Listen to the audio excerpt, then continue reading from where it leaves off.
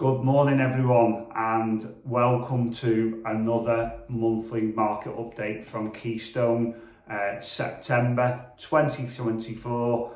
And how is the market doing? You'll notice a little bit different behind me.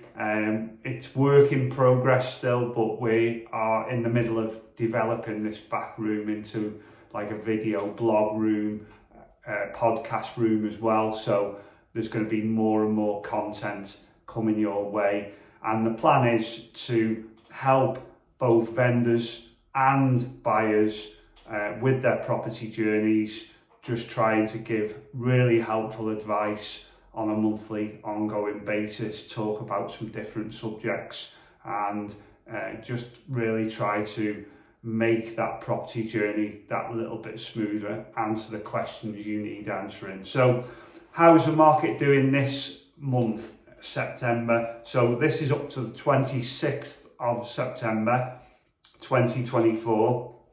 So far this month we've had 14 new instructions. There's 205 in total in the Flintshire area amongst all the estate agents. Just for comparable purposes, last year in the same time period it was 171, so we're certainly up on last year.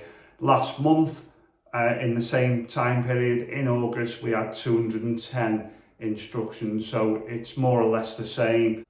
Sales a little bit down on last month, not quite sure why. August normally is a quiet month, but September's been not as good as expected so far, but you often do get a bit of a rush towards the end of the month, or October can end up being much more busier to make up for it. But sales in September so far this month, 146. We've sold 14 of those, which is still on par with the best estate agents in the area. Last month in August there was 158 sales in total. Last September in the same time period there were 102 sales in total in Flintshire, in comparison to 146 this month, 158 last month. So again, we're up on last year. Price reductions is a really interesting one, and this does tell a story. So far this month there's been 155 price reductions in comparison to September last year in the same time period, 114. So we're quite considerably up on what we were this time last year in terms of price reductions.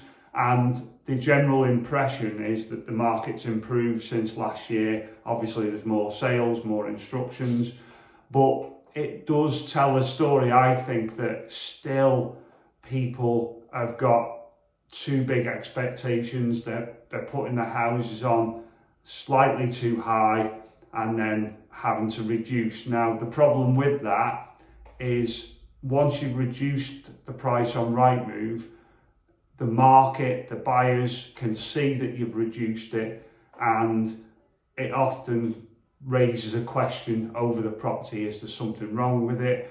Or even worse, do they think, okay, now they've reduced it, I'm going to go in with a really low ball offer, and you end up getting less than what you would have done if you'd have priced it correctly in the first place. So mega important to ensure that the price is correct when it's going on to Rightmove, and this is why at Keystone we have a very proven strategy to ensure that the price it goes on to Rightmove at is correct, because we have that pre-marketing period at the beginning. The other thing that is high at present as well is the fall through rate. So across the board in the Flintshire area, according to EA20, we're hovering around 22-23% of sales fall through. So why does that happen? Well, in my opinion, there are certainly ways to ensure that your fall through rate can be dramatically reduced, and that is down to time, the time it takes, and also whether that estate agent is communicating properly with all parties and ensuring everyone's informed all the way through. So my advice, when you get an estate agent out, make sure you ask them these questions. You're asking whether the estate agent does the sales progression in-house or whether they outsource it. We've tried outsourcing it in the past and it really isn't a good idea. You need to take control of that sales progression yourself and do the job properly. So one of the important questions to ask is, how often do you chase the solicitors?